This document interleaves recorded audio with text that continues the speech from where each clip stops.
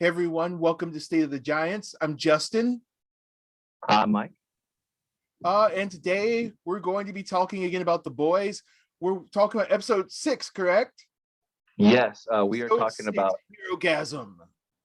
episode 6, and this is the penultimate or next one this week coming up is the Next one is penultimate. penultimate. There's 8 episodes. Right. Yep. So this one answered all the questions that I had as we were done with talking with our last covered episode 5. The one that had glorious 5-year plan was the last one. Yeah. And now that's the next one ahead. Herogasm is right here as we live and breathe. There we go. Yeah. So we kind of had a little bit of a conversation, a very, very light conversation of being very excited. And hey, man, did you check this one out yet? Did you see that? Did you see it yet? And I finally got around to it. I was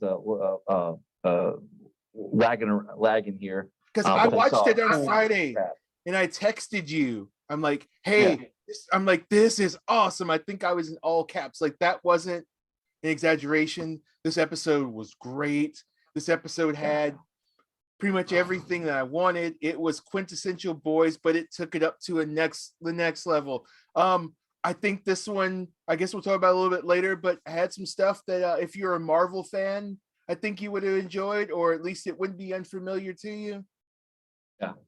Yeah, very interesting. Like you get a lot deeper every time we come back and talk about this show. It gets better and better and better. Like this one was by far easily.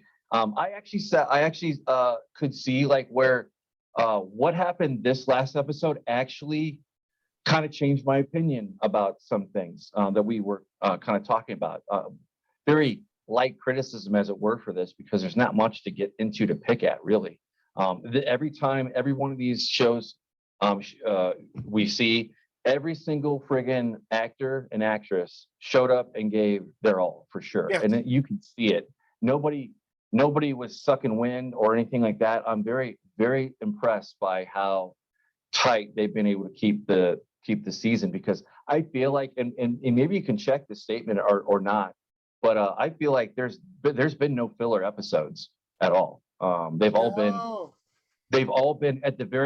you're having a ball game won every single time you see this, and sometimes by big numbers. Like this one, a couple grand slams were hit, if not one. To use the baseball analogy. Others one, like there's been solid base hits and solid scoring, some of them, but for the most part, they're pyramiding this very well, like for us to get to the top for this season, and I'm very happy with this. So where to begin? Holy crap! I don't see how. I'll be honest. I don't see how they top this.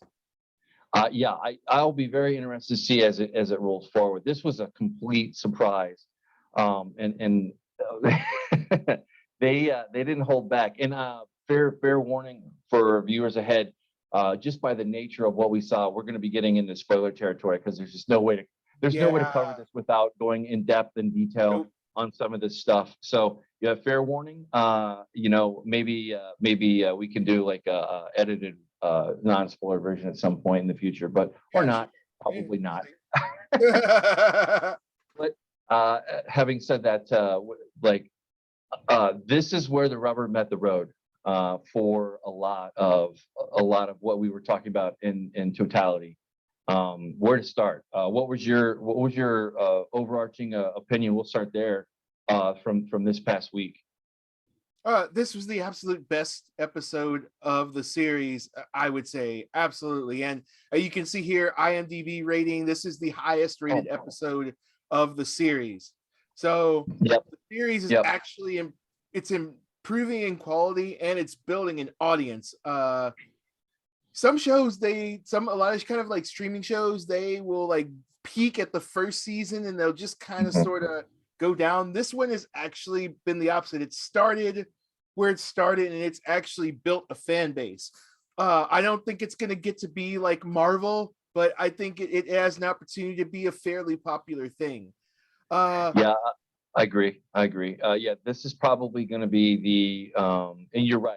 You just by virtue of how reality and how shows work, this is probably going to be the tippy top. It would be really interesting, and maybe I can go back in time here and pull it up to see like where these ratings fell along the timeline for that. This episode had the episode encapsulates the series. Everything that happens in this episode is kind of like, this is what The Boys is. Yeah, I think 100%. more so than, and there have been a lot of really good episodes, but I think that more so than anything, like if I was gonna meet someone like, I'm interested in this Boys thing, but I'm only gonna watch one episode, I would probably show them this one. I'd have to explain a couple things to them, but like, this is the show, and it just unfiltered, uncut, not stepped on. It was amazing. It and this delivered on a lot of things that I've been looking to happen. We got to talk about A-Train later. Yes, we do. Yes. I have some interesting thoughts on that too. Yeah, for sure. Absolutely. Yeah. We're getting into this. Like I'd like to maybe start if you have a better point, we can roll with that one too. We'll just see what happens. But Homelander, this is probably the most intimate the audience has been allowed into his mind up to this point, because sure, we've seen him fantasize about laser eyes, and he just kills a whole swath of like humanity, and just the god sweeping away, and when he does it, he has his like, pardon my language, but fuck you face, like, I hate you all. I hate you all. And that's been confirmed essentially with this inner dialogue that we saw that was just kind of, it took me aback a little bit to kind of see that. And it's just kind of like, whoa, holy shit. If this guy is left to run unchecked, and this is basically a big solid, the weight of justice is solidly in Butcher's favor. Kind of, to basically, like, this guy is a fucking menace to humanity, period, in the discussion. And he must be removed from the human equation essentially as possible, because where this guy wants to go, as far as like what he sees, I mean, it's just, it's not a good future at all. And whatever thread that he has that holds him chained to not just going berserk and just, nuking everything, is the fact that, like, for some reason still, even though in this exposition, this internal monologue that he had that we got to see, he still has that tether to humanity, to where he needs us to love him, to be a god, essentially. Like, he does think of himself as a god, de facto, 100%. It's been confirmed. Yeah. There is no waffling around that point, or like maybe there's some humanity left in there. No. This guy, this fucker wants to nuke it from himself. He wants to excise it from himself, and that's just, I don't know. That's another great thing about this episode. This is also probably the episode that just kind of most succinctly and clearly explains who Homelander is. One of the thoughts I had, I'm like, okay, in the reality, in the grand scheme of things, this guy really has nothing going for him other than the fact that he's very, very, very powerful. He's not very smart. No, you see that as him kind of you see him running Vought, and he's running into the ground. He's an idiot, and he doesn't, Dunning-Kruger in effect. He has absolutely no idea how incompetent he actually is.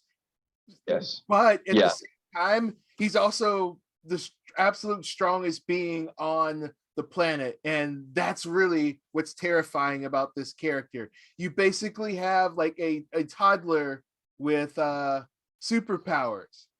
Right. Yeah, for sure. Yeah, he and those that are around him are emulating him 100%. Yes. Might makes right. His worldview is might makes right. Any questioning that you have, you're instantly the enemy. And we see that We see that a lot with he's a caricature of Trump. There's no, there's no other way to paint this. And we're going to be alluding to that, in the real world, because it's obvious. And if you were caught off guard by that, well, I don't know what world you're in. But in any case, it kind of doesn't matter. We just see this. That's kind of like a signature in the background, and that's true. And they do it the way they do it. They also do it with everybody. I think I told you when the first couple episodes were on, like, they don't hold back. They give it to everybody. They give it to everybody, and we haven't had that kind of social commentary from a show like this in a long time, or one that was successful. Because at some point something falls off the wagon. But this is in line with Rick and Morty's kind of caricature on shows. So same for South Park. Like the big famous ones. As time goes on, there are probably even better ones out there that kind of do that with movies, like where art imitates life is essentially what I think I said. And Boys is a lot more on the nose than Rick and Morty is.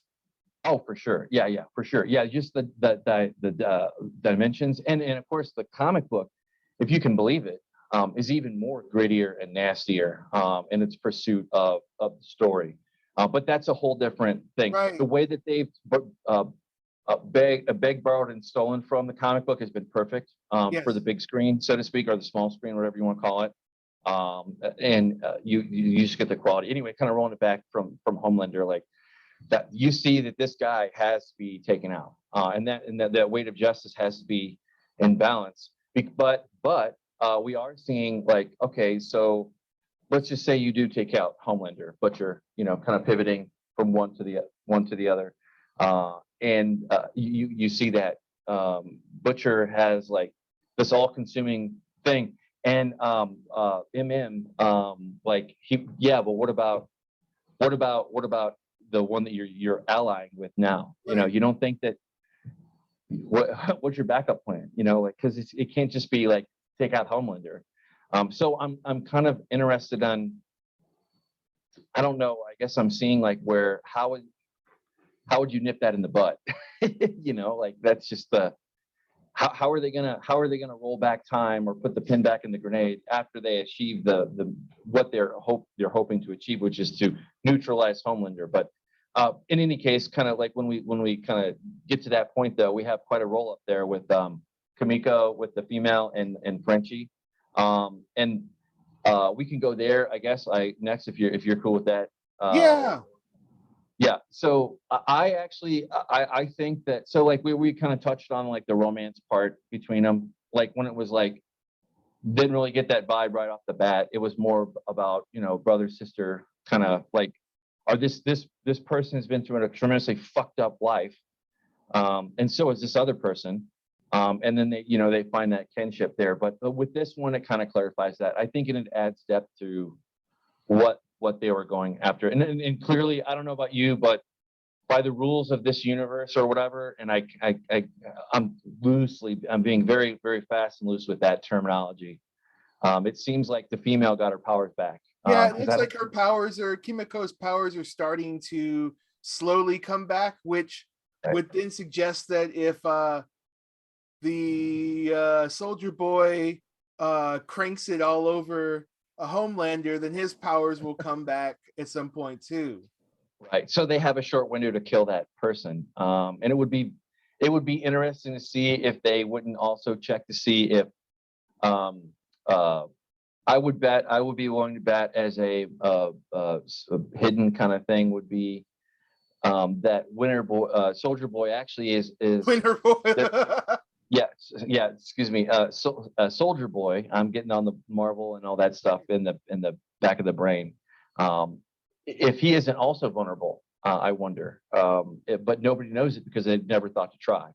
But because like that would kind of follow like what goes from one, and maybe it's only for fractions of a second or a minute or part of a day. We don't know, but I would argue that that's a potential vulnerability, like where Butcher might know that, but nobody else, but not share that, because obviously he's very selective now. The boys have essentially been broken up.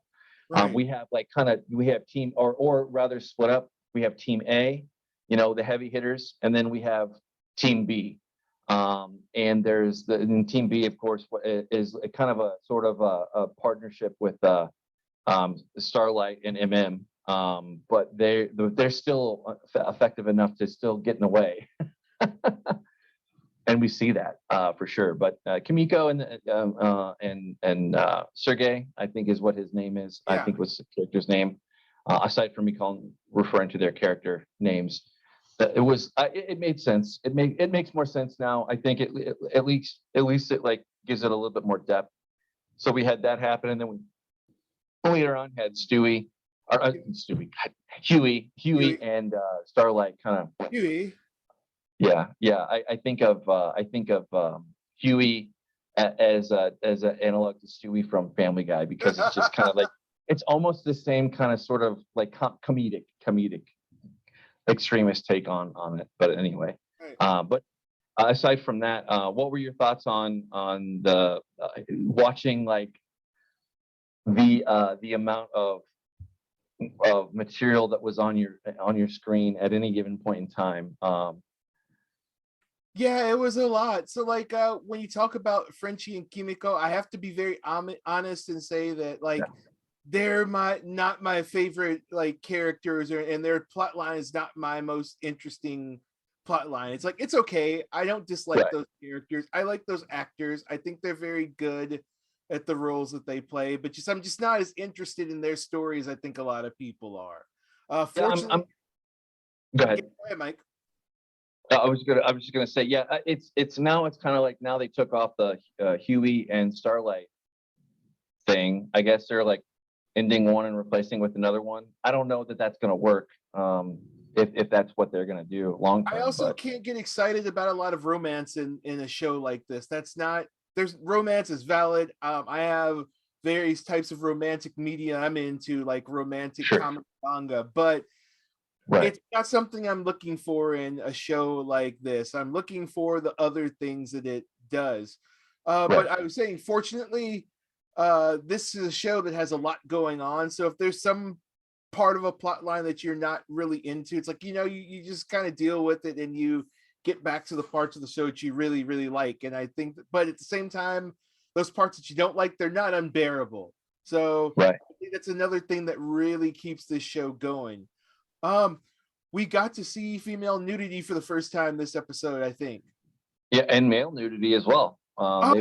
We've seen men, but a number of times in this series, I think. Oh, I meant the front junk. I meant the. Oh, yes, that's right. We also got to see full frontal. I guess that's what the saying is, right? Full frontal. Yeah. We saw full frontal for male and females for sure. And there was nothing left of the imagination. Right. I'm kind of shocked that Amazon allowed this. I found out apparently this show was the reason that Amazon created a standards and practice department for Prime. Before they didn't have one, it was just like, do what you want. But this is the first one where the network was kind of, that's what Kripke, the showrunner, says. Maybe he smoked smoke up our ass, but it sounds true, doesn't it?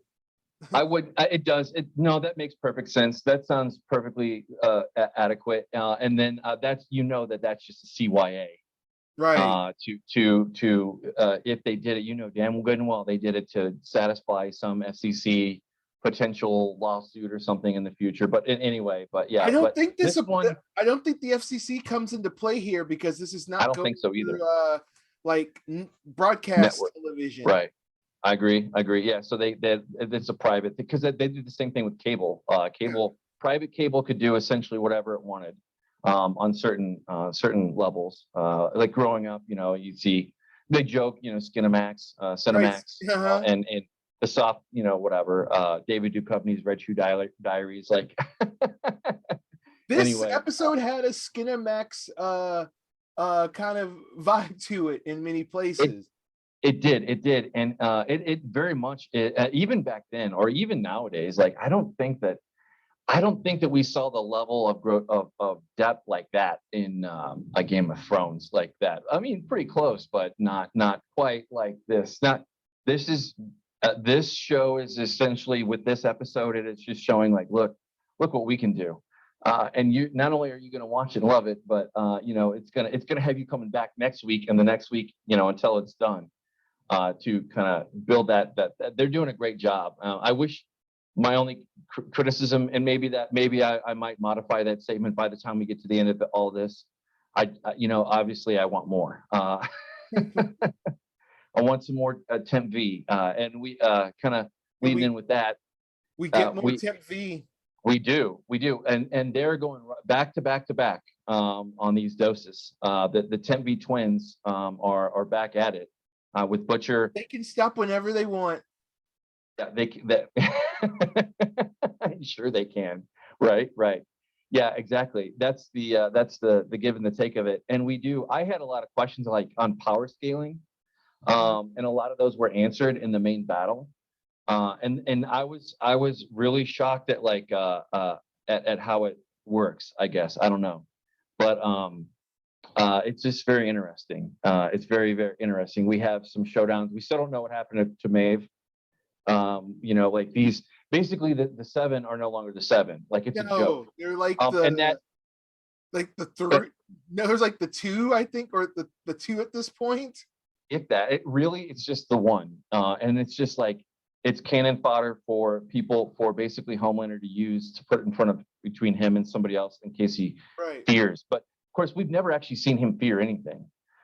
We've seen him, I would argue, in times past when somebody caught the tiger's paw, so to speak, and held the tiger down just by the right amount of pressure. It wasn't from fear; it was from some other need. But this is the first time that we actually see him really, truly fearful.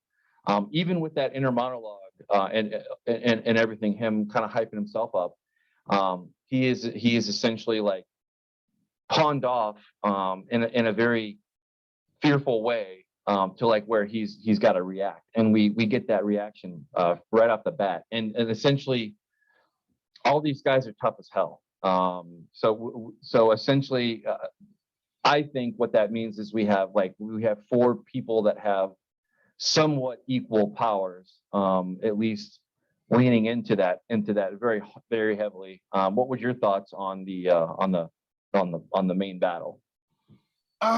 Somehow I don't. So the battle was awesome. This is probably the best superhero fight we've gotten. So I remember the fight between Kimiko and Black Noir. That was a good one.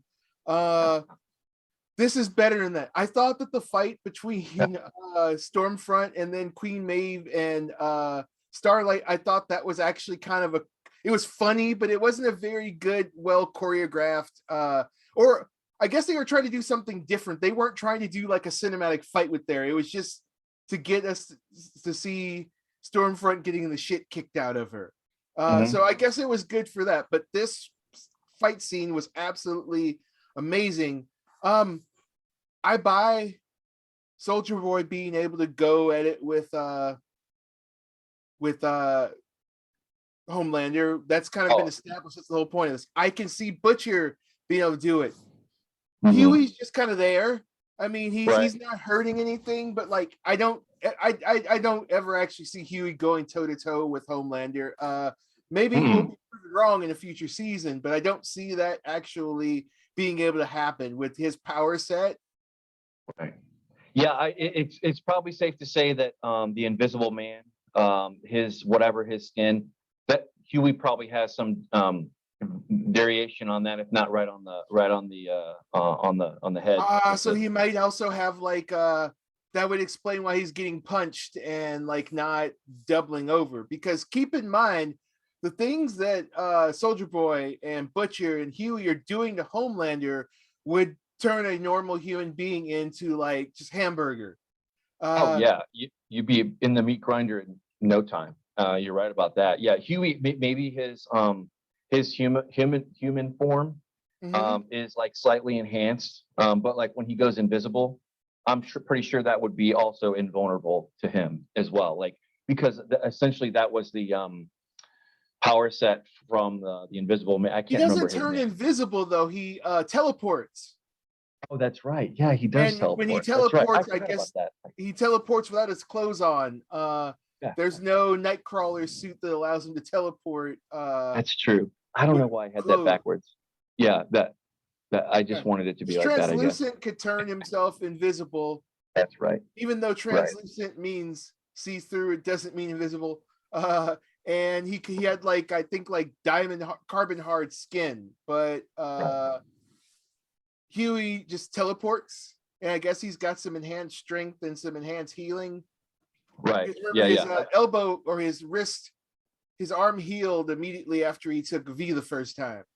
Yeah, it was like not even. It was like totally like ridiculous superhero. You know, like just like Wolverine has like his gamut of powers depending upon the author and artist and all this and that. You'll have like weaker versions of Wolverine. You'll have like ones that like, you know, the next 3 pages, like boom, he's already back to fighting shape. You know, and all these guys are tough. And this we actually screen cap is wallpaper quality. Oh, for sure. Yeah, I love this one. But you see Homelander's red and Butcher's is orange, which is interesting. I don't know if that's I'm too dumb to know if that's like a callback or an Easter egg or something. I wouldn't be surprised if it was, maybe. It feels like a Star Warsy kind of thing. Yeah. Also, it allows you to kind of get a better view of like where the beams are hitting each other.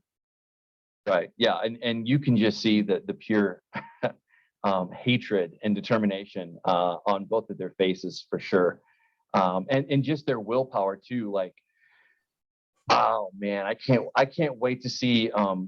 Butcher was like kind of. I don't think that Butcher was at his fullest. I think it was like he was caught off guard, despite the fact of everything else, because there's no way that they're not going to have like Butcher like kind of. Well, he kind of doubled his focus once he got hit in the mouth and he was bleeding from Homelander. Then that's when he was really in the game. I can't wait to see like how they handle this dichotomy, and what happens therein. But who knows, man? But Soldier Boy is for real. He is the original Homelander. And according to Homelander, you know, I can't remember what his exact words were, but I think he said he was the upgrade. Yeah, I'm the upgrade. Yeah, right. Okay, buddy. Yeah, sure. But we definitely see him throw down, and it was awesome. and there also seems to be like some kind of refractory power issue there, because they were it like happens to everyone. Yeah. And it's right on target anyway for what we just saw and where they're fighting at anyway. Like we saw a love sausage to kind of pull that out for a minute, and we see this we see that, but we can get into that in a minute. But yeah, as if like it seems like there's like Soldier Boy just doesn't quite have like instantaneous availability to like do that, whatever the hell that is, chest laser or whatever. I don't know what the hell you call it, but kind of like a weird Cyclops. I don't know what, but it's also radioactive too, it seems. Yes. And he's kind of like the Red Hulk in a way, I guess. So like the Red Hulk's power set was like the angrier he would get, the hotter he would get, the more like he would give off heat. Quite a bit of heat, whereas the regular Hulk had gamma ray, whatever. But anyway, it's kind of like an amalgamation of like several characters. You have Starlight, who's kind of like Dazzler. You have Kurt, who is essentially Huey, Nightcrawler. Yeah. But it's just interesting. But I like some of kind of the power mishmashes and sort of the aesthetic sort of like mix or like kind of like combos they do with some of these characters. So for example, you even alluded to it earlier, Soldier Boy is like Captain America, but with like the Winter Soldier's backstory, with elements of the Winter Soldier's backstory implanted into that character. Right, exactly. Yeah, probably, but with even more durable, probably like a flightless Superman power set, essentially. Like, but and I still will say this, and I'm sure I'm not original in calling it out, but it's just a matter of logic. I'll be quiet. Somebody's walking. Sorry. Anyway, is that For sure, for sure. Butcher has to be able to fly. That's the only thing that we don't know for sure. And I wouldn't be surprised if he could fly at some point, because it makes sense. Like, I feel they like haven't they'll said save that. that for the finale, maybe, if that's what they're gonna do. Oh, for sure, for sure. Yeah, like that. That's exactly what they're going to do. But you have that, and then that kind of wraps up. And Homelander is not to be trifled with either. No. He's pinned down by three soups, and of equal, if not the same, power scale in some form or fashion. And you know, it might be interesting to see how they utilize their powers in a more strategic manner instead of just being tactical and just reactive. I'm really kind of surprised that we didn't see a little bit more of that from Butcher, but because he always seems to be able to have like something in the back pocket to pull out to do this. But they are very much on the road anyway, and it's just a matter of time. So, and what lures them here to Herogasm is the twins, which are very anemic brother and sister. They're kind of like The Wonder Twins. Yeah, the Wonder Twins. Yeah, exactly. Like they're Robert of Smeagol, and I'm butchering his last name. He did the Adventurously Gay Duo, and some of the caricatures on. I'm pretty sure he did another one like where he lampooned that kind of that dynamic. But it's just interesting. They kind of do that. They do that in the show with like, they hate each other and they're like, I don't want to hold your cold, clammy hands, you know. That's exactly what a brother and sister would say if they were like twins tied together at the hip, essentially. Like they were useless without each other. So it was just kind of funny how they did that. They did that very well. Of course, in the midst of an orgy, and I think we covered the main title card fight. But it was very well done. I loved it. I wanted to see more. This is the another thing why I love this show is, and this is probably going to change as it gets more popular. I didn't feel like there was any hype around any of this stuff at all. It just came naturally. They're telling the story. The story's unfolding. The story draws you more in. So like I'm so happy it did not have some kind of hype machine in the background on why this is the greatest thing ever, you know. I think there was like for the fan base. I know again, like I frequent the boys subreddit are the boys, and people were really excited about this episode. Granted, that's a very small fan community, and does not necessarily represent the entirety of the fan base, but at least amongst the most dedicated fans, there was a lot of anticipation for this, and from what I saw, it delivered and then some. Everyone spoke very highly of this episode. People talked about watching it a couple times. I need to rewatch it. Oh, for sure. Yeah, and I intended to do that today, and I ended up getting busy with lunch, and I couldn't. But in any case, my lunch hour was already ate up before I even started it. That's how it goes, right? But yeah, the just the kind of the whole thing. You can kind of. I'm just surprised like there's not more talk about it on the YouTubes. And I don't know why that is, but like I mean, there's coverage there, but it's not like some of the more in-depth comic book nerd stories. Like they're just not. They don't seem to be covering it, and they're too wrapped up in other things, I guess. But whatever. I feel like if you're a YouTuber and you're trying to make money, there's just kind of more riper, lower hanging fruit.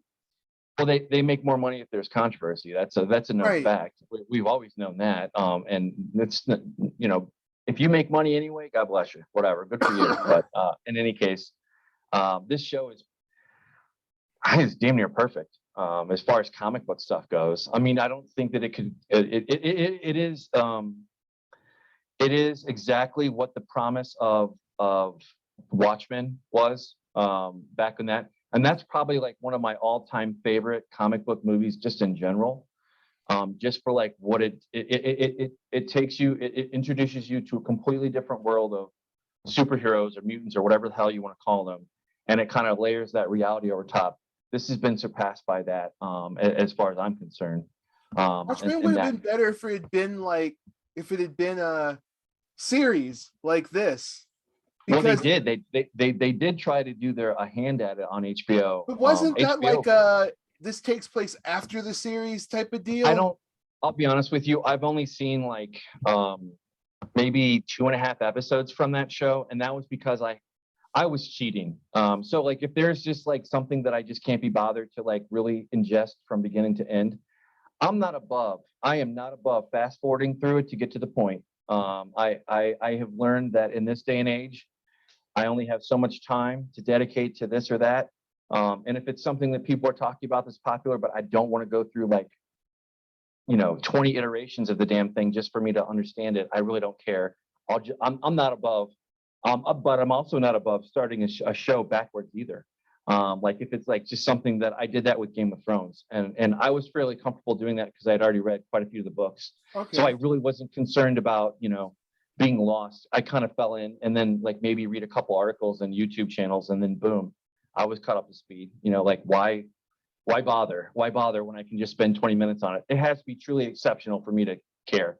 But and that's what The Boys is to me in any case. But I don't know. That would be interesting. I don't know. I do know you're right. I think anyway, the whole point is like of bringing that show up was they did an alternative take on it or whatever, and then it was sometime like I don't know. I don't know enough of the timeline of the Watchmen to weigh in. I can't remember. I only saw like little bits and pieces here, and it was all right. Didn't hate it, didn't love it. I just didn't have, I don't have enough cycles to dedicate to see every single thing on the small screen. Anyway, that went nowhere. But yeah, kind of going back to I think my favorite performance or my favorite things, like obviously besides the fight, was MM. I loved his performance. He was even better, and I hope that he sticks around for a really long time because every time he comes around, he and it does suck though. Like he got that. I don't like that they used him to be. They broke him off as the comedic relief. That's probably the only criticism that I would leverage at the show. Like I really wish they wouldn't have done that with the character. But the show holds nothing sacred, so it is what it is. But and what do I know? I'm not in charge of it. Obviously, multi-million-dollar project or show. So what the hell do I know? But it was a definite comic relief. Like we see. I think I saw a quote that said Karl Urban said, who plays Billy Butcher on this, that they ran out of fluid. Yes, I did. I read that as well. Yes, they ran out of fluid while they were producing this episode. I bet that's pretty crazy. They held nothing. And they did. They held nothing back. Yeah. So what do you think this leaves us with all being said between all the parts and pieces in between? We actually see the Vicky, the AOC character, try to make her own power play behind the scenes, with Starlight. Right. And I think Starlight, it was just like realizing like that she was a dead woman walking no matter what she does. So who cares? What does it matter if I die by your hands or by, like, at the end result is the same. You know what? I'm gonna quit playing along. And we're left with her going public, and blowing the whole thing wide open, like didn't care. So I don't know. That was interesting. I'm glad that she found her nerve, because I don't think it would have served that character very well to just keep having her be pushed down and pushed down and pushed down over and over and over again. Like, because her character is supposed to be more than that anyway. So I'm glad they found that in the story. But in any case, and then, what are your thoughts? Yeah, so I wasn't necessarily expecting that, because towards the end of the episode, Starlight's, I'm done, I quit. Right. And it'll be interesting to see where they go with that. Yeah, at this point, you're now the Seven is essentially decimated. Right. Members of the team are missing or are dead, or have quit, or the Correct. remaining people they're kind of incompetence. There is no team. So it'll be interesting No. to see how Vought kind of does their reps, kind of like winds up their propaganda machine here, because they have to address Starlight's resignation from the team, and they also have to address the fact that the team, just the membership is has dwindled. And this is the prestige team, so they can't just be constantly bringing in new members without destroying the prestige of the team. So how do they cover it up? What do they do to keep the public from finding out what's going on here beyond just Starlight's resignation? Because in addition, A-Train may or may not be dead. Right.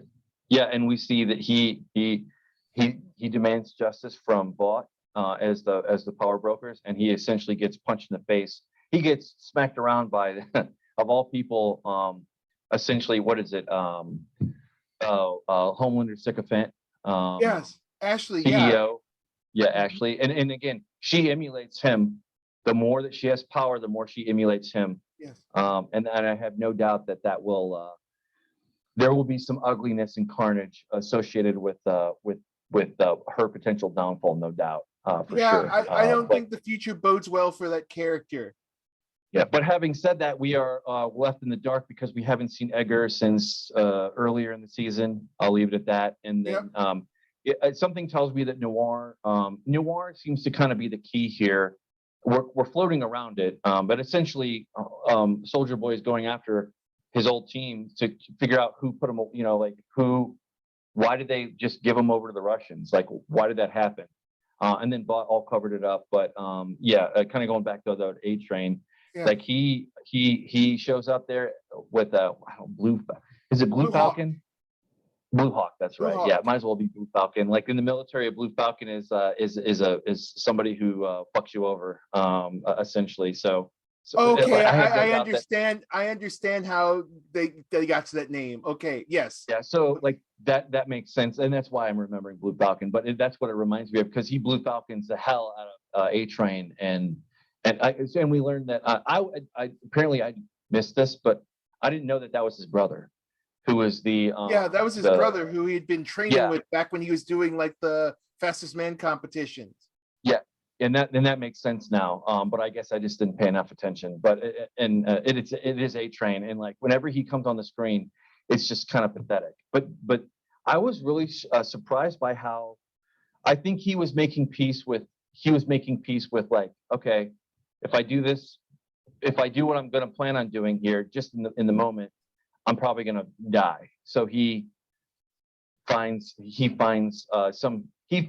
humanity of all things. And then immediately, does what he does with Blue Hawk, who had a company. It was pretty gruesome. Like, I was surprised. It was very interesting how they did that. There's I'm sure there's a lot more layers on that, but there's not a lot more layers left on Blue Hawk. Yeah, no shit. Like, he peeled him like an onion. Like, he gutted him like a fish. Like, shredded him like just like cheese through a grater. Yep. I remember watching that scene and I'm like, oh wow, just like and damn. And that's a superhero or not, a road like that is just gonna lead you. Physics. Yep, and it doesn't matter how tough your skin is. Like, that's like that how it's gruesome, but it's very well deserved in some respects. And in any case, we see that. We also see the Deep is just as pathetic as he was day one. He's just this pathetic, kind of like always finds a way to find himself out of the fight or to survive another day. And it's just interesting. And I don't know, we'll see. But A-Train, what would any other thoughts on him or his story arc? If you really think of it, though, he was selfish into the end. He didn't really care. So, for example, he apologized to Huey, but he's only developed this kind of empathy because he now understands what what someone else might feel like for some of the terrible things he's done. He's killed used his powers to kill multiple people. So yeah, but you're right. Either through carelessness or to cover up his own wrongdoing. Right. Yeah, that's very true. And even though he does find his humanity a little bit, humility, because he actually understands what true loss is like. That's immediately because what he did, he took revenge, and of course, revenge is a very selfish act. So he didn't really learn anything. I mean, not really. So if he's dead, that's selfish to the end. I don't know. There have been other characters we assumed were dead. We thought that Black Noir might have been dead, but he wasn't. We thought Kimiko might have died from her injuries in Russia, but it didn't happen. So I'm not, unless I see someone like blown to bits or like just like shredded, I'm just gonna assume that they're still alive. Melted. Melted, burnt to a crisp. Otherwise, I'm just gonna assume they're still around. Yeah, he what was the main CEO's name before Edgar? Homelander killed her at the end of the story. Stillwell, yeah. Yeah, he skull fucked her with his lasers essentially. Like he just didn't hold anything back. But in any case, oh man, I was gonna go through. Yeah, we see this, but the bigger question that MM brought up was, yeah, what about this guy though? Yeah, what are you gonna do once you get rid of Homelander? What are you gonna do with this guy? This guy can kill Homelander. Right, and what are you gonna do like when they do this again? Because it's still Vought, and Vought is inherently evil and inside and out. They essentially are the continuity for all this stuff. Vought was back in the beginning, and it's all the way up through till today. And it's just kind of like them. So Homelander his incompetence shows the more he has power. And it's kind of funny though, because like usually, you have Superman or Batman or so whatever. These guys are like all powerful, and they're also not short in the mental acuity side either.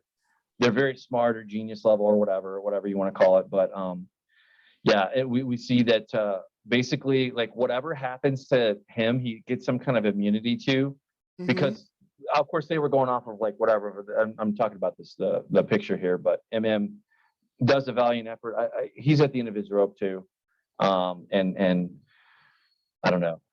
It'll be interesting to see what happens next episode. Any other things to add, or if you think we covered everything or missed anything? No, I feel like we covered the whole episode in pretty good detail. I do remember the scene where they're talking about items on the menu and Soldier Boy telling him that you made those up. Right, that's true. Yeah, that is true. Yeah. I think you're right. I think we covered everything. Kimiko's back. We know that Butcher has the same power level. It's funny. I'm surprised that they would. Well, I guess it's a new world that they would actually show that in the thing, but you can't really get around it. They call him Love Sausage, which is actually his comic book name. But they don't call him like that. That's in passage, and he acts like it's like oh, that's clever. But then again, it's just interesting how they do stuff. But having said that, I think we can close it out there. And kind of to go back with what we started with the show, we have a YouTube channel. We'd appreciate it if you like, commented, and subscribe, and tell us what we're doing right. Tell us what we're doing wrong. More importantly, tell us what you thought. What are your thoughts on the boys? What are your thoughts on the miniseries? Yeah, absolutely. There's Diabolical.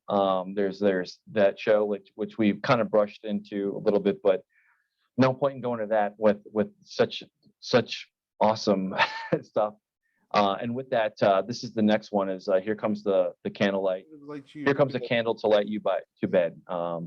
So interesting. Oh, I wonder who they're going to put to bed. Huh. Interesting. Well, with that being said, I've been Mike. And I'm Justin. And we'll see you next week.